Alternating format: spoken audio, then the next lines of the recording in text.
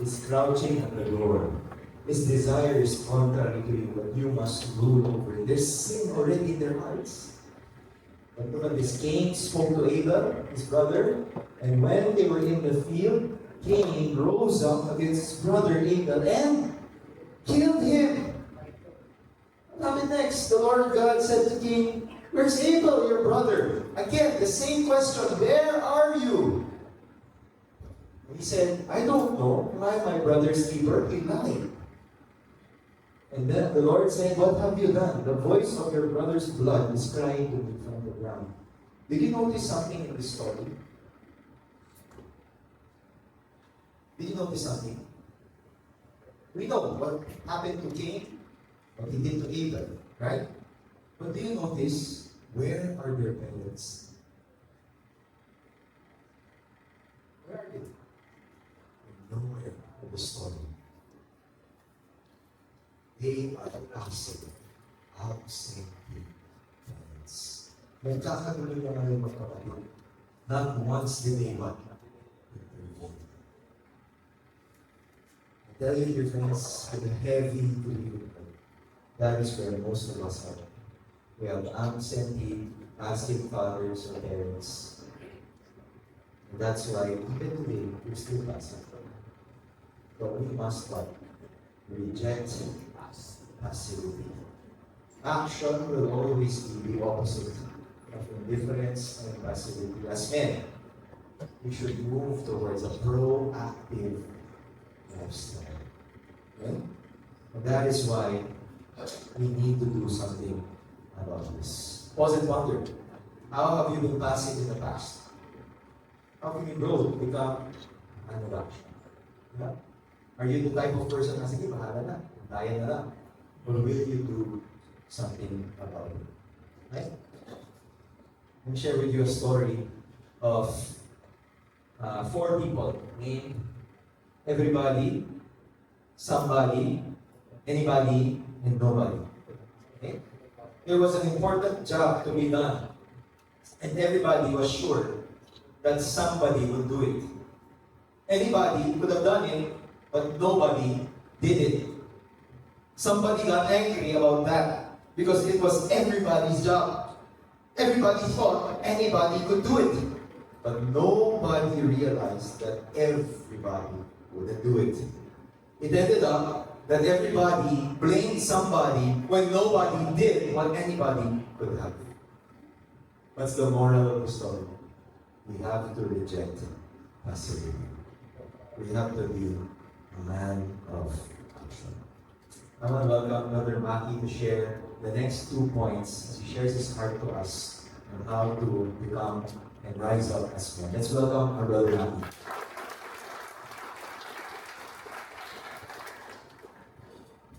Okay. So, kung ako you're single man, can you raise your hands with me? Hindi man daw may mga jowa naman dito.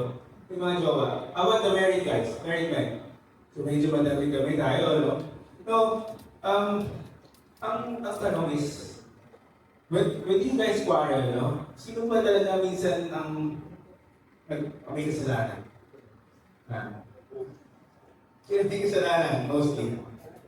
Si wife ba o tayo? Ayan. So, I wanted to ask this question, no? Ano bang Tagalog ng right? Letter A, tama. B, kanan. C, karapatan. O D, babae. Diba? So, sino ba talaga may kasalanan? Di ba asking this question? Si Adam pa, si Eve. Diba? And Pastor Mike was very clear. You know? Kung ano nangyari ni Adam, he was really passive. He could just really step up right away. Pero no, wala eh. No action eh. Now, let's unwrap the second principle. No? So, in Genesis 2, verses 3 to 17, sabi doon is, "You are free to eat from any tree in the garden, but you must not eat." Now, what happened to Adam? So, Adam, neglected God's command. And from the very beginning, God's command is very clear. What to follow and what to avoid. Pero, Adam failed to take God's command seriously. Diba? He wasn't intentional in doing it. Alam naman ni Adam eh, for sure. Meron ba Adam dito? Sana wala, ano? Meron ba pangalan Adam? Wala, okay. So, the second principle is very important. So, can you guys read this with me? Intentional in God's command. The obedience to God requires intentionality. Nasabi nga ni Pastor Mike, we need to take action. Right? So we need to be intentional with His command. And if you are not intentional, that's the time distractions, prayers, and temptations will lead us away. Tama po, no? So, that's why we need the key to be intentional in God's command. What's that key? So, first key is to keep watch against deception. No? The enemy works through subtle lies and distractions. And if we are not alert, man, we can lead astray, we can lead away from God. And the next key is we need to exert effort in obedience. It doesn't come naturally. Hindi siya automatic. And it takes commitment and what? Discipline. Right? And then the last key is we need to yield, with intentionality into God's Word. Diba? It's not just about following when it's easy, no?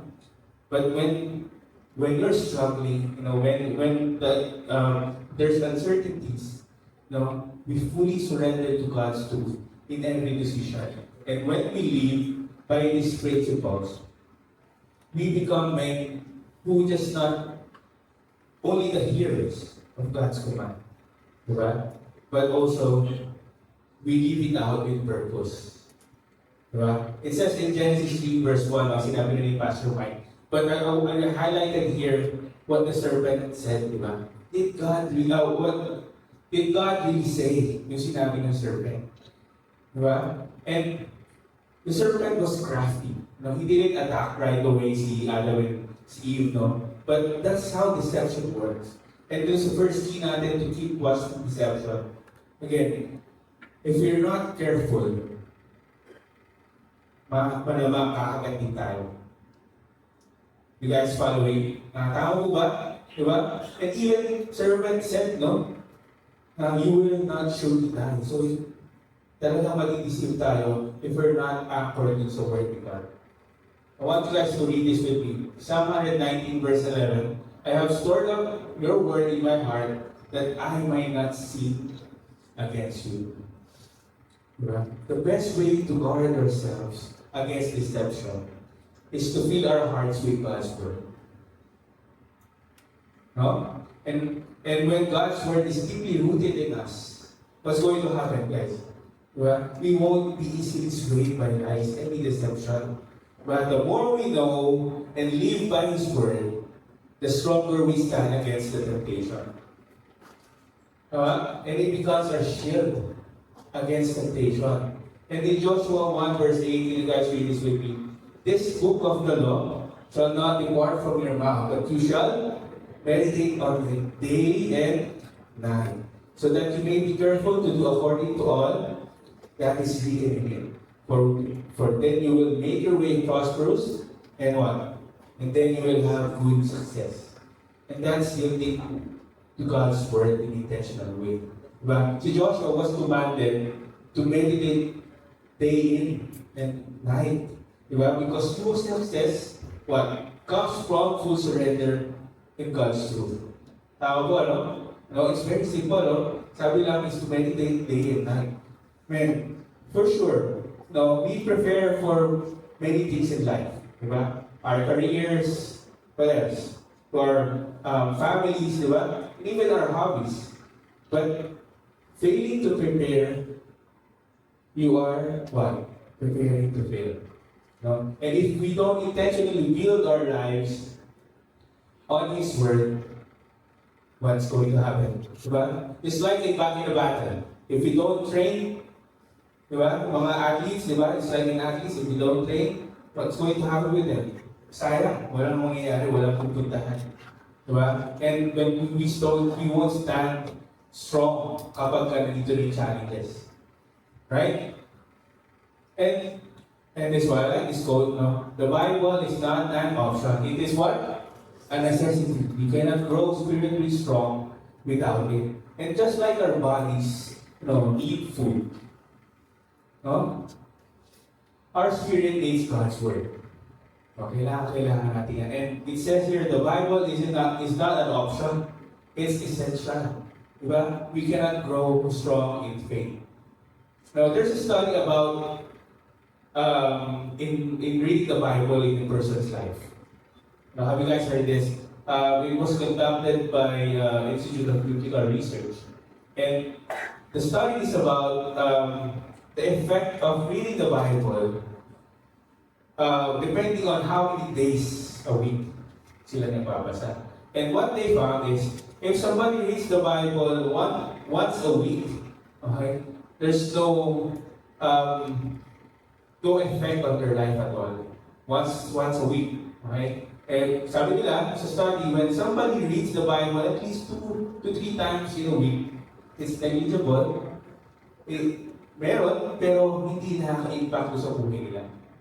Next following.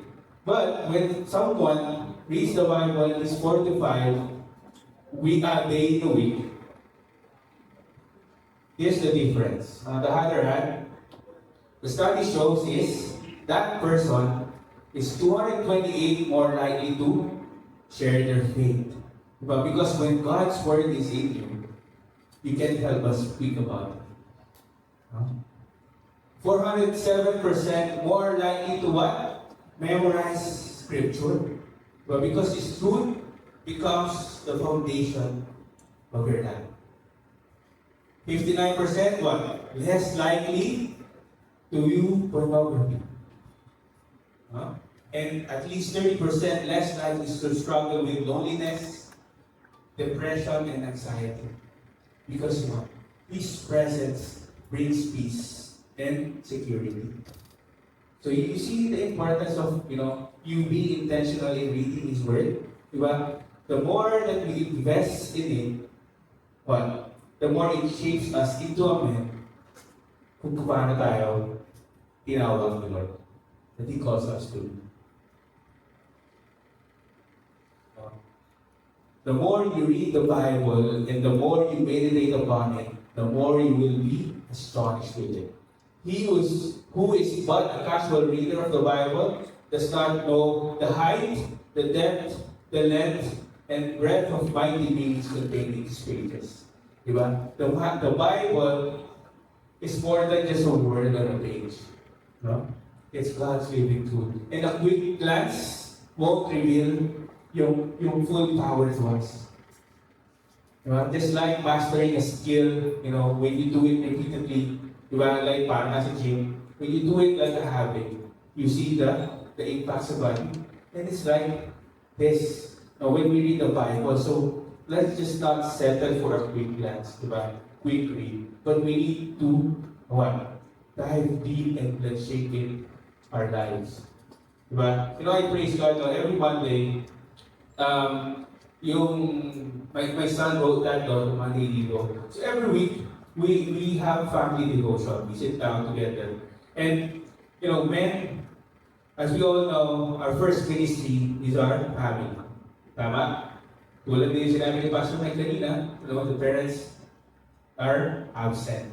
And leadership starts at home. And the greatest investment that we can make in this spiritual foundation of our family is this. No, it's non-negotiable for me. So every Monday, it's a block schedule for our family. We do our devotion. Our wives, our children, they look for us for guidance, for wisdom. Even our siblings, our parents. And if we don't lead them toward God, what's going to happen? The world will lead them away from Him. And for my experience, you don't have to be a Bible expert to start. Just be present. You just open the God's Word together and let God work within your family. But if you want to raise a godly families, we must be a godly man. Right? And not only with my family, I also have a weekly devotion with my wife. And if you want a strong, God-centered marriage, We must be intentional in growing together in God's Word. And loving our wives means leading them closer to Jesus. Diba? The question is, are you leading your wife and your children and your family in faith?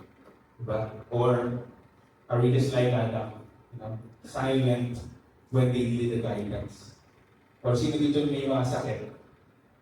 Husbands, men, asthma. Meron ba? Asthma? Ask my wife. Okay, we need to really step up, men, no? When the word and not the world becomes the majority of your week, your life will start to change.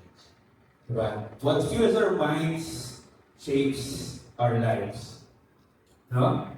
And if we spend more time in the Word rather than the Word, our perspective, our choices, and decisions natin will be impacted. Right? But when God's words becomes the majority of our week, our thoughts will change, whereas our actions will follow, and our lives will align with His purpose. No? So what's filling your week? Is it God's truth or the words influence? Right? In Psalm 119, 105, can you guys read with me? Your word is a lamp for my feet. Man, think about this for a moment. Imagine walking in total darkness. Right? As you're stumbling, struggling, and unsure of your next step. That's what life feels like if you don't have the word in you. Amen. But when we invest in His word, we're no longer guessing our way through life. It's clear here. We can see clearly, we walk confidently, yes, and we move with purpose. If we have lived in His truth, in His word. So stop trying to figure out things on your own. And let God's word light your path. What's our second principle? Intentional in God's command. Again, growth in faith is not automatic. We must be intentional in knowing and obeying His commands.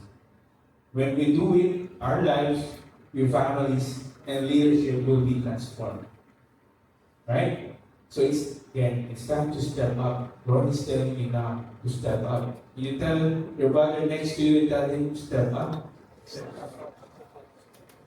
Every day, masarap magkape. Every morning, masarap magkape. But, tutunan natin ang second principle to be intentional in God's command. When you do it, you're already communicating with the Lord. So every day, sarap kausapin ang ano mo ba? Yan. Kausapin ang Panginoon every day. So ang tanong is, nagkape ka na ba today?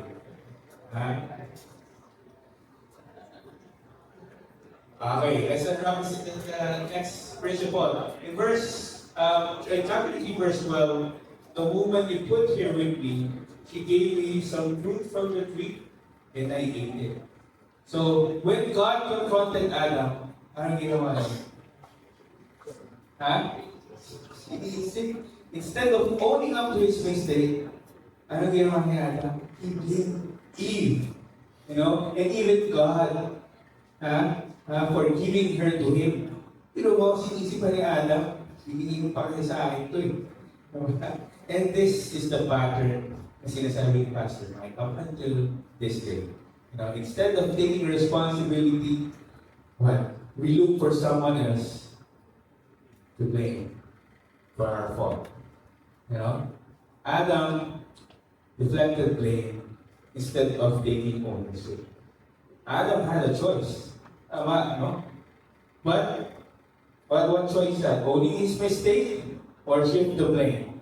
And he chose the easy way out. Pointing fingers instead of stepping up. But passing the blame doesn't remove yung responsibility. And as men, we are called for our actions. Because real leadership starts with accountability. That's why the next principle is very important. Can you say the principle with me? Stand accountable for your actions When we ignore responsibility, yung consequences doesn't just affect us, doesn't just impact us, but it also affects the one that surrounds us, our loved ones, the one that look up to us. Hindi lang tayo, pati yung ating nasa paligid. I remember this story. Anyone of you has watched the movie Titanic? Lahat tayo, so we can all relate, no? Titanic was the ship that was supposed to be what? Unsinkable. Tama? And, marvel of engineering, what else? The pride of its builders, and a symbol of strength and luxury. That's the Titanic that we all know. Yes, right? Yet, despite its grand design, what happened to Titanic? No? It never completed its journey. Tama? Parehas tayo yung story? In the year 1912, the Great Titanic sank into the icy depth of Atlantic Ocean. Diba? What did Titanic sunk? Ano ba nakapagpalubog yung Titanic? Iceberg. Many believe that it was the iceberg that sealed yung fate ni Titanic. But in reality, iceberg was just the final blow. Titanic sank because of series of compromises and ignored warnings. Series of compromises and ignored warnings. What are those? Can you guys read? Dismissed multiple iceberg warnings. They thought they were too strong to be affected. Akala nila hindi nila kailangan. They cut corners of safety. Not enough lifeboats. Were prepared because they assumed they won't need it. Right? What else? They prioritize speed over caution. Titanic, tried to make the headlines. Right? They pushed the engine, beyond their limits. And lastly, they placed too much confidence in their own strength. And this small decision, each seemingly harmless at that moment, but accumulated into a catastrophe. And the Titanic didn't sink all at once. It sank because of a repeated neglect, arrogance, and overconfidence. So why am I sharing this to you? What are we going to learn here? Men today are not much different. The Titanic in every man. Many believe we are unsinkable. That we can handle everything on our own. But like Titanic, it's not the big storms that sinks us. It's the small compromises that we ignore. It's what? Small compromise in integrity. Diba? It's just a little lie. Walang makakaalam. Diba? Hindi mo malalaman ang katabi ko. Kunti lang. Diba? And accountability means choosing integrity even in the smallest matters. What else? A silent neglect of responsibility. Real accountability means stepping up, not stepping aside. A passive decision to ignore God's warning. Diba? I'll deal with it later. Have you guys invited to serve and volunteer, but mostly our excuses. Next week na lang, busy ako. Diba? And a man who stand accountable, recognize yung warning. Lord. What else? A reckless pursuit of a personal success. At what? Cost of character. Winning at all costs, diba? Is worth it, right? Mostly ganun eh. But true success is what? Built on a godly character. What good is success if you fail your family? But true accountability means what? Building a life that honors God, not just a name that we want to impress with. And to pattern that way is important. In fact, it goes all the way back to the very first man of fell. But like Titanic, Adam ignored warnings, compromised responsibility, and underestimated of yung consequences of his inaction. But and the same is true for us. And if we are not careful, we can end up sinking our own lives and the people that we but depend on us. But and I like this verse in Romans 14, verse 12. Can you guys read this? So then each of us give an account to ourselves to God. And at the end of the day, when no excuses will stand. And this reminds us, that we will give an account to God. Only to Him. Not for what others did, hindi dahil sa katabi niya, but only to the Lord. And we can blame our circumstances. Tama po, no? Hindi naman natin pwede sisingin eh. But we take responsibility because we know that one day we will answer to the one who sees everything. But strong men don't make excuses. They make things right. So there was a time in my life I had every reason to justify my actions. Every excuse I already have it, to shift the blame. But when I finally surrendered to the Lord, I realized that real strength isn't about avoiding responsibility. It's about owning up to your failures, making things right. And that's when I decided to be accountable. To be accountable with my wife, with my children, with my family, my group leader, and that decision changed everything. Now I praise God for my group leader.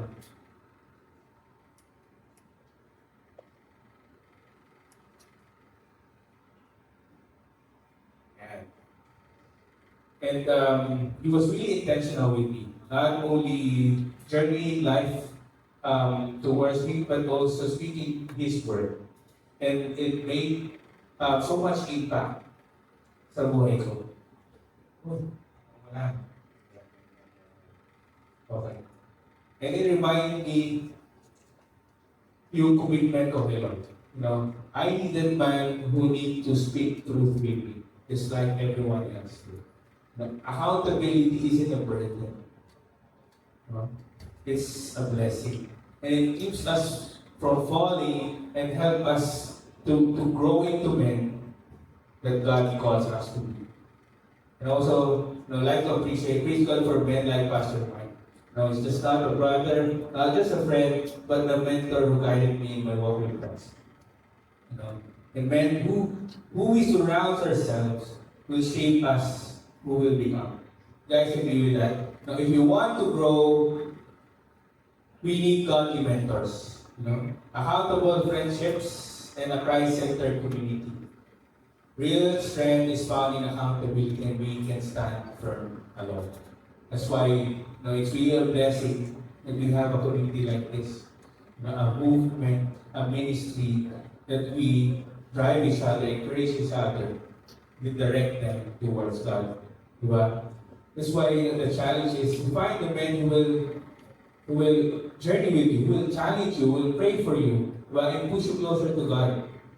And lastly, my D group. Anyone here part of the small group already? Ask for kamay. I praise God for the registration team. He sent me a list of the brothers who's not yet part of the D group. Si brother. Hindi naman talaga ako sa gano'n. But what I'm saying is, ang hirap po mag-journey mag-isa. We need godly men. Especially the 40, we are like families when we reach out and message each other consistently. I'd like to leave you with this before I give back to Pastor Rob.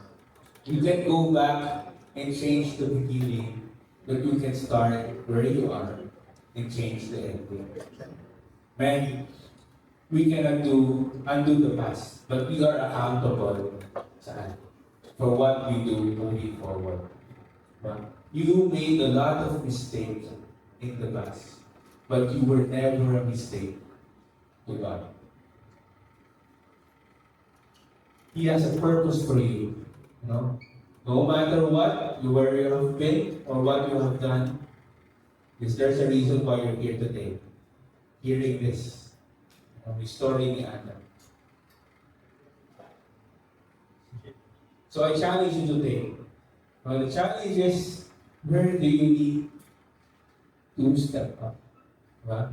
Because real change starts when we stop pointing fingers and stand accountable. Diba? If the story doesn't end with Adam's failure, we could all be hopeless. Diba? But praise God, it doesn't end there. That's why, let me give the mic back to Pastor Mike for the last place of all. I appreciate very much, please God. Thank you for sharing also your life and your story to us. That is what I am grateful for in the men's ministry. We have so many brothers who are willing to walk with us, to journey with us. So again, if you are here today and you're looking for that support group, that community, you don't have a band of brothers just here, you've come to the right place. This is where we rise up together. Can I get an amen? Amen? Amen. Amen. Right? The last point, after standing accountable for your actions, intentional in God's command, and rejecting passivity, is to embrace God's redemption. Embrace God's redemption. I want to share this quote with you. Sabi dito, it's one thing to read, I'm loved, I'll be with you, but for Jesus to be with me in my struggle, for Him to be with me in my lowest point, that's what changes me. Right? And if there's anything that we can learn from the story of Adam and Eve, going back to what they went through, diba? Parang, if you just place yourself in their position, parang isipin mo na lang, there's no hope. Yeah? I messed up big time. Yeah? Parang, shucks, palpak. I wasn't there. I did not intervene. I did not step up. I did not do anything. And perhaps that's where most of us are today. I haven't been who I want to be, who I need to be. Maybe you've messed up big time. But again, Jesus is with us in the struggle, in the lowest point. And that is how we can move forward. The last point here is to embrace God's redemption. Can we all read this together? Embrace God's redemption. Okay? Now, how do we see this in the story? How do we see this in the story? Genesis 3, verse 20 to 21. Look at this. After that whole situation, after they succumb to the temptation of the serpent, and God allowed the consequences to be upon them, diba? This is what happens next. Genesis 3:20 to 21. The man called his wife's name Eve because she was the mother of all living. Right? Notice, guys, the wording here is very special. Why? The chapter, Genesis 3, is full of death. Right? If you eat of this fruit, you shall surely die. Diba? Yun yung command? Diba? Now, question. Did they die? No, not yet. Right? Instead of living long, living forever, they now will come to death, but not instantaneously. Right? And along with that theme comes the promise. Look at this, the mother of all living. So, in the midst of death, there's life. And then in verse 21, this is what the Lord does. And if we're not careful, pag binabasa natin sa Bible, papasahan lang natin ito na, okay, nice. Look at this, let's all read this. Verse 21. And the Lord God made for Adam and for his wife garments of skin and clothed them. What is the significance of this? Remember, track back. When they messed up big time, when Adam was passive, when Eve was tempted, when they ate of the fruit, what did they do right after? Nagtago. Right? They wanted to hide themselves and they sewed fig leaves together to cover up their sin and their shame and their guilt. Tama ba? But this time, look at the significance of what Christ did. God was the one who made a covering for them. Notice, the key term here is the Lord God made for them garments of skin. That is the very first leather jacket. Okay?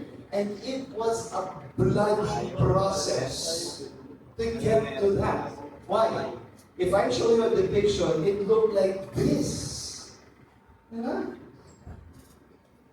Merely we will just pass this on without thinking about it that God selected an animal that was minding its own business in the garden, right? Just frolicking there, eating the grass. An innocent creature. An innocent one. All of a sudden taken and skinned. That was a bloodiness. In order to get their skin and place it on Adam and Eve as a covering for them. Notice, God made the very first sacrifice of an innocent one to cover the guilty ones. Let me repeat. God made a sacrifice of an innocent one to cover for the guilt of the guilty ones, to cover for their sin. And God is showing us something here, that He does not just end with a consequence, He ends with redemption. He allows Adam and Eve to suffer, to face the consequences of their sin. Diba? For the woman, for Eve, she will have pain in child rearing. For the man, he will have thorns and thistles as he works. Diba? Prior to that, buffet. Kahit na gusto mo dyan, Adam. Pero ngayon, magtatrabaho ka na. You will sweat. You will labor. Mahirap ang trabaho. Yes? That's part of the fall, the curse. But He says, no. I will do something to cover and make you acceptable for my redemption. I will sacrifice the innocent one. And on top of that, God did something amazing within that framework. He says, I will put enmity between you and the woman. He's now addressing the serpent. And between your offspring and hers. So in other words, magkakaroon ng descendants dito. The woman will have a descendant, and the offspring will also have descendants. But look at this. He will crush your head, while you will strike his heel. In other words, yung descendant or yung offspring ng woman will crush the head. In other words, a lethal blow, headshot. Yeah? While the offspring of the serpent will strike his heel. Okay lang, may damage, but it's not lethal. Tama ba? And this is what theologians call the proto-evangelion. The first gospel. Why? In it lies the promise of redemption. In this line, in this verse, 3:15, God makes a promise to undo their entire fall, to make a way for them in the midst of their sin to rise up. The woman will give birth. It's going to be messy, it's going to be painful. And once that offspring comes, that offspring will be the one to defeat the serpent. Okay? And that is the very first good news that we hear. And that has been the anticipation of the Old Testament ever since. It has been echoed through generations. There is an offspring that will come who will defeat the serpent indefinitely. And that one will come. That is the story of God's redemption. But again, let's go back. Ano nangyari after the fall? Right? After this scenario, after this, Adam and Eve are banished from the garden. They have Cain and Abel. What happened? What happened? Cain killed Abel, again, because of their sin, because of their passivity, because of their neglect, right? So now, we get a sense of what the scriptures are saying. By Genesis 3:15, we have this glimmer of hope. Merong konting pag-asa. Magkakaroon ng offspring who will defeat the serpent's offspring. There's a glimmer of hope. Pero pagdating mo sa Genesis 4, naku, namatay. Pinatay. Pinasram ang kapatid. And therefore now, the reader of Genesis now, sasabihin niya, sino ba yan? Parang taasa naman yung Genesis 3:15. Kasi pinatay eh. Through whom will the descendant go through? Through whom will the offspring that will defeat the serpent go through? And there, again, we have a glimpse of God's redemption. In Genesis 4:25-26, after that old chapter, a painful, heartbreaking chapter, it says here, Adam knew his wife again, and she bore a son and called his name Seth. For she said, God has appointed for me another offspring instead of Abel, for Cain killed him. You see, God provides the son through whom the descendant will arise. Through Seth also a son was born, and he called his name Enosh. And look at this. Through this lineage, through this descendants, through this offspring of Eve and Adam, look at this. At that time, people began to call upon the name of Yahweh. And they know.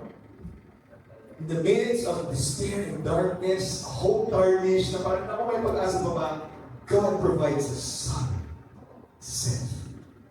And by his generation and his descendants, the people call upon the name of the Lord. Right? That is God paving the way for redemption. When God promises something, He will make sure that it is fulfilled. Can I get an amen? Yes. That is our redemption, guys. That is what we are longing for. The complete reversal of the fall, which is rising. Right? You know, when I was in Japan, I was pleasantly, extremely blessed to encounter this couple. You know, this couple, when we met them 2 years ago when we visited CCF Tokyo, they were sharing to us. That was the first time that we met. And at that point in time, the guy was sharing to me, Pastor, sobrang down and out talaga namin. Ayaw na namin pumunta because we are discouraged, we are disappointed. You know, and they shared their story with us kasi after I shared the message at CCF Tokyo, they waited. Even after that, maraming approach for prayers. They waited that whole time. They were really there. They wanted to meet with us. And true enough, the guy and the girl shared, JM and Elaine shared their own story with us. And their story was they had been pregnant, but after a few weeks, they lost their baby through a miscarriage. And I realized we had the same path because me and my wife suffered from miscarriage just a few months prior to this. So our hearts really came and our hearts were burdened. You know? And the guy was sharing, Pastor, parang ayoko na maging Christian. He was very honest. Our heart is broken, we were expectant with hope. But now, hindi namin alam kung gagawin namin. So we took the time to counsel them, we took the time to pray for them. We really wanted to encourage them.